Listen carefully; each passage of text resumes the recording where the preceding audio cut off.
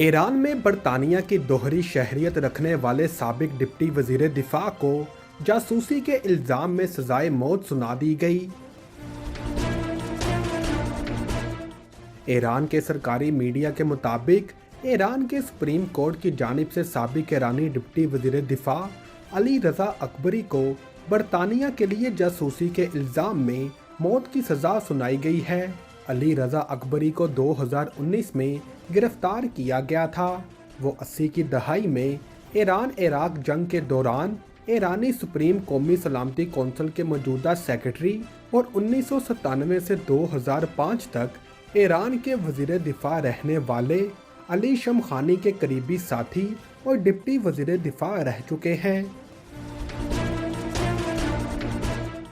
ایرانی میڈیا کے مطابق ایرانی وزارت انٹیلیجنس کا کہنا ہے کہ علی رضا اکبری برطانوی انٹیلیجنس سروسز کے لیے ایران میں انتہائی اہم ایجنٹ تھے، جو ایران کے حساس مقامات اور معلومات تک رسائی رکھتے تھے، اور انہوں نے ملک دشمن جاسوسی ایجنسی کو حساس معلومات پہنچائیں۔ برطانوی دفتر خارجہ کا کہنا ہے کہ ہماری اولین ترجیح علی رضا اکبری کی فوری رہائی کو یقینی بنانا ہے۔ اس حوالے سے ایران کو فوری قونصلر رسائی کی درخواست کی گئی ہے۔ برطانوی وزیر خارجہ نے سوشل میڈیا پر جاری اپنے بیان میں برطانوی شہریت کے حامل علی رضا اکبری کی رہائی کا مطالبہ کرتے ہوئے کہا، ایران کو فوری طور سزا پر عمل درآمد روک کر انہیں رہا کر دینا چاہیے۔ انہوں نے لکھا کہ ایران اور برطانیہ کی دوہری شہریت رکھنے والے ایران کے سابق ڈپٹی وزیر دفاع کو سیاسی بنیادوں پر سزا سنائی گئی ہے۔ صدر مملکت ڈاکٹر عارف الوی نے ملکی معیشت کے حوالے سے سخت خدشات کا اظہار کرتے ہوئے کہا کہ سیاسی جماعتوں سمیت تمام سٹیک ہولڈرز نے اختلافات نظر انداز کرتے ہوئے بات چیت کا آغاز نہ کیا تو معاشی حالات مزید خراب ہو سکتے ہیں۔ بی بی سی اردو کو دیے گئے انٹرویو میں صدر مملکت نے کہا کہ ملک کے سیاسی درجہ حرارت کو کم کرنا ناگزیر ہے، اور یہ بھی کہ وہ اس مقصد کے لیے تمام سٹیک ہولڈرز کے درمیان مذاکرات کی پیشکش کرتے ہیں، لیکن تحریک انصاف اور حکومتی اتحاد کے درمیان گزشتہ ایک مہینے کے دوران کسی قسم کی پیغام رسانی نہیں ہوئی ہے، جبکہ ان کی جانب سے مذاکرات کی درخواست کا کوئی جواب موصول نہیں ہوا۔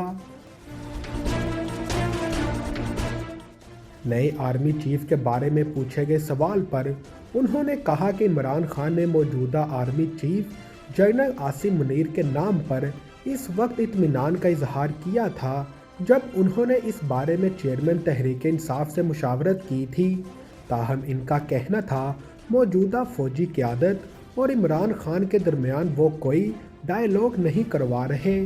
صدر عارف الوی نے کہا کہ یہ الیکشن کا سال ہے، الیکشن ہونے چاہیے، سیاسی جماعتیں آپس میں طے کر لیں کہ الیکشن جلد یا دیر سے ہوں گے۔ اگر چند مہینوں سے الیکشن کے آگے پیچھے ہونے کا فرق ہے تو وہ بھی بات چیت کے ذریعے طے کر لیں تاکہ معیشت اور لوگوں کے فلاح کے لیے کام ہو سکے۔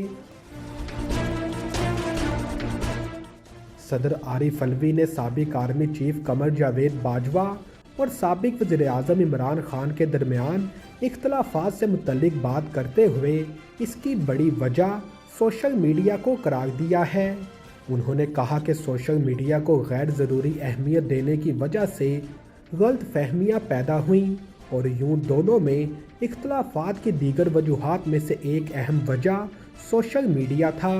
وہ سمجھتے ہیں کہ ملک میں فیصلہ ساز قوتیں سوشل میڈیا کو صحیح طریقے سے ہینڈل نہیں کر پاتی۔ اس سوال پر کہ عمران خان کی حکومت ختم ہونے میں ان کی اور سابق آرمی چیف قمر جاوید باجوہ کے درمیان تعلقات کا کتنا عمل دخل تھا، صدر عارف الوی نے کہا کہ ایسا ہوگا یہ تو سب پریس میں موجود ہے، میرے پاس کوئی مخصوص معلومات نہیں ہے۔ امریکی صدر جو بائیڈن کے معاونین کو وائٹ ہاؤس کے لیے بڑھتی ہوئی سیاسی شرمندگی میں ایک دوسرے مقام پر खुफिया हुकूमती रिकॉर्ड्स का एक ताज़ा बैच मिला है। पहला रिकॉर्ड वॉशिंगटन डीसी में एक निजी दफ्तर से मिला, जिसे जो बाइडन ने नायब सदर के बाद इस्तेमाल किया था। ताहम अब ये मामला अमरीकी महकमा इंसाफ के ज़ेरे गौर है।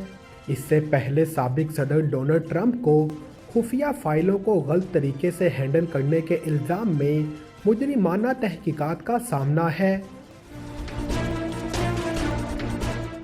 बुध के रोज़ अभी तक ये वाज़े नहीं हो सका कि बाइडन के मुआवनीन को फाइलों की असर किस्त कब और कहां मिली। तकरीबन 10 दस्तावेज़ात की असर रिकॉर्ड नवंबर में व्हाइट हाउस के करीब एक think tank Penn Biden Center में दरियाफ्त हुई थी, लेकिन वो इस हफ्ते मंजर आम पर आई।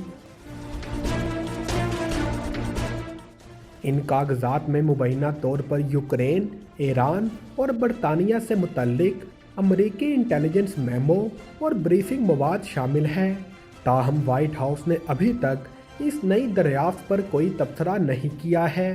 ताहम बीबीसी के अमरीकी पार्टनर सीबीएस और दीगर अमरीकी मीडिया ने इन दस्तावेज़ात की तस्दीक की है। इससे कबल बुध के रोज़ अपनी रोज़ाना की प्रेस ब्रीफिंग के दौरान बाइडन की प्रेस सेक्रेटरी ने फाइलों के पहले ज़ख़ीरे के बारे में सवालात के जवाबात देने से इनकार कर दिया। उन्होंने कहा, ये मामला महकमा इंसाफ के ज़ेरे जायज़ा है। अमरीकी सदर जो बाइडन ने मंगल को कहा वो रिकॉर्ड की दरियाफ्त से हैरान है और महकमा इंसाफ की तहकीकात के साथ ताउन कर रहे हैं। गवर्नर पंजाब बलीगुर रहमान ने वज़ीर आला चौधरी परवेज़ इलाही के एतमाद के वोट को तस्लीम करते हुए डी नोटिफाई करने का हुक्म वापस ले लिया। वज़ीर आला पंजाब चौधरी परवेज़ इलाही को ओहदे से हटाने के गवर्नर पंजाब के नोटिफिकेशन के खिलाफ दरख्वास्त पर समाअत लाहौर हाई कोर्ट में हुई। दौरान समाअत जस्टिस आबिद अजीज़ शेख ने इस्तफसार किया कि क्या गवर्नर एतमाद के वोट से मुतमिन है, जिस पर गवर्नर पंजाब के वकील ने कहा कि एतमाद के वोट के रिकॉर्ड को अदालती रिकॉर्ड का हिस्सा बना देना चाहिए। जस्टिस आबिद अजीज़ ने परवेज़ इलाही के वकील से पूछा, बैरिस्टर अली ज़फ़र आप क्या कहेंगे? फ्लोर टेस्ट हो गया, क्या आप इस दरख्वास्त की समाअत पर जोर देंगे? बैरिस्टर अली ज़फ़र ने कहा कि मैं इस नुक्ते पर ब्रीफ दलाइल देना चाहता हूँ। हमारे पास वोट मौजूद हैं, ये मामला असूल का है, गवर्नर को वजूहात देना चाहिए थी। वकील चौधरी परवेज़ इलाही ने कहा, बज़ाहिर तो दरख्वास्त गैर मौसर हो गई है, गवर्नर का नोटिफिकेशन कानून के मुताबिक नहीं था। जस्टिस आबिद अजीज़ शेख ने रिमार्क्स दिए कि वोट लेने के बाद एक मामला तो हल हो गया है।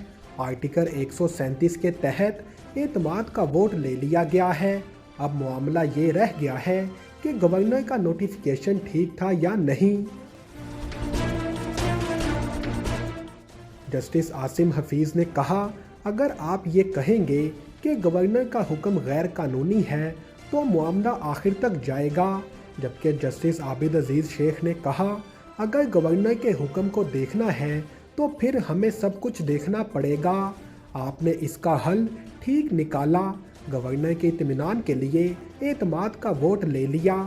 वक्फे की समाअत के बाद गवर्नर पंजाब के वकील मंसूर उस्मान ने दलाइल देते हुए कहा कि गवर्नर से राब्ता हो गया है और गवर्नर ने एतमाद के वोट की तस्दीक कर दी है। गवर्नर पंजाब ने वज़ीर आला को डी नोटिफाई करने का हुक्म वापस ले लिया है। लाहौर हाई कोर्ट के जस्टिस आबिद अजीज़ शेख ने रिमार्क्स दिए कि आपने अपनी असम्बली के अंदर ये मामला हल कर लिया है, जो अच्छी चीज़ है। सब कुछ आइन और कानून के मुताबिक हो गया है।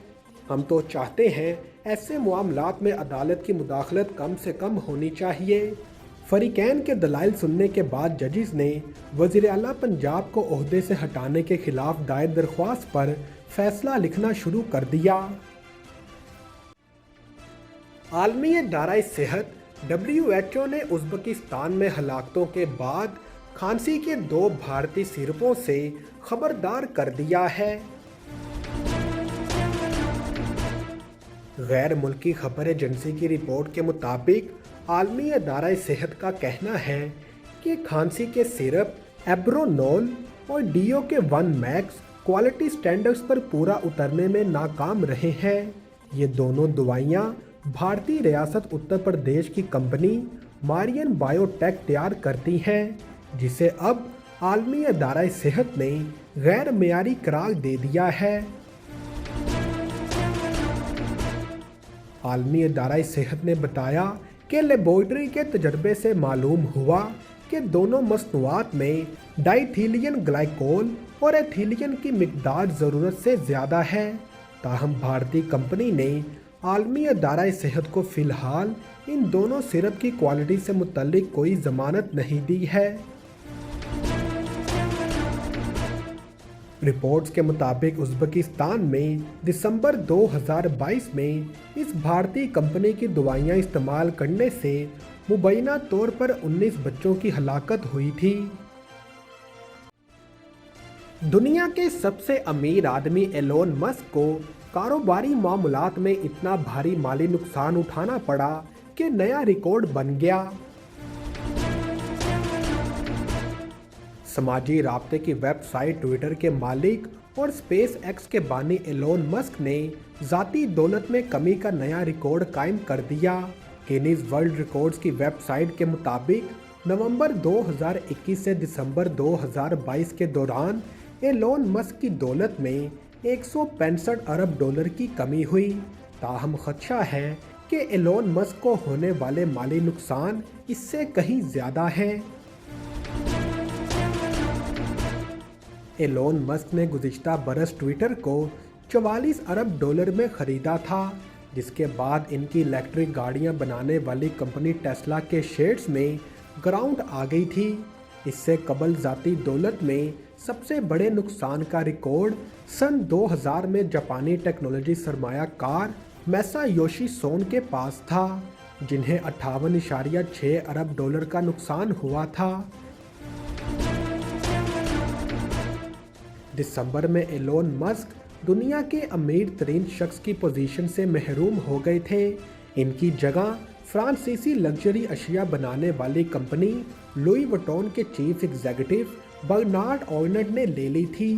अमेरिकी बिजनेस मैगजीन फोर्ब्स के मुताबिक एलोन मस्क की दौलत 178 अरब डॉलर है, जबकि बर्नार्ड आर्नल्ड की दौलत का अंदाज़ा 188 अरब डॉलर तक लगाया जा रहा है। चीनी पुलिस ने ग्वांगझू शहर में पैदल चलने वालों पर कार चढ़ाने वाले शख्स को गिरफ्तार कर लिया है। इस हादसे में 5 अफराद हलाक जबकि 13 जख्मी हो गए हैं। इस वाक़े ने बड़े पैमाने पर अवामी गमो गुस्से को जन्म दिया है। बहुत से लोगों ने इस शख्स पर जानबूझकर लोगों को निशाना बनाने का इल्ज़ाम लगाया है। ऑनलाइन पोस्ट की गई वीडियोस में ड्राइवर को गाड़ी से बाहर निकलते और हादसे के फौरन बाद बैंक नोट हवा में फेंकते हुए देखा गया है। पुलिस ने 22 साला नौजवान को हिरासत में लेकर तफ्तीश शुरू कर दी है। ये हादसा बुध को 19 मिलियन आबादी के जनूबी शहर के एक मसरूफ जंक्शन पर शाम के रश के वक्त पेश आया। एक ऐनी शाहिद ने मुकामी खबर रसा अदारे को बताया वो जानबूझकर इन लोगों पर चढ़ गया जो ट्रैफिक लाइट का इंतज़ार कर रहे थे। इसने बदनीयती से कार को लोगों पर चढ़ा दिया। इसके बाद इसने यू टर्न लिया और लोगों को दोबारा टक्कर मार दी। इस शख्स ने एक पुलिस एहलकार और इसकी मोटरसाइकिल को भी निशाना बनाने की कोशिश की, लेकिन एहलकार फरार होने में कामयाब रहा। न्यूयॉर्क में बर्फानी तूफान, मुजस्मा आजादी यखबस्ता हवाओं का तन्हा सामना करने पर मजबूर,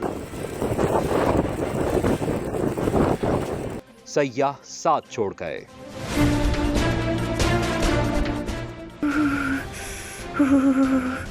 कसम से बहुत सर्दी है। लाहौरी चिली पर आएं, सर्दियों के खाबे खाएं। फ्राई फिश, گرما گرم پائے، haleem, chicken corn soup, biryani, nihari, mutton pulao, ٹکے، کباب، گاجر کا حلوہ، کشمیری چائے۔ 1026 Coney Island Avenue, Brooklyn, New York, 7188591400۔ قسم سے بہت سردی ہے۔ لاہوری چلی پر آئیں، سردیوں کے کھابے کھائیں۔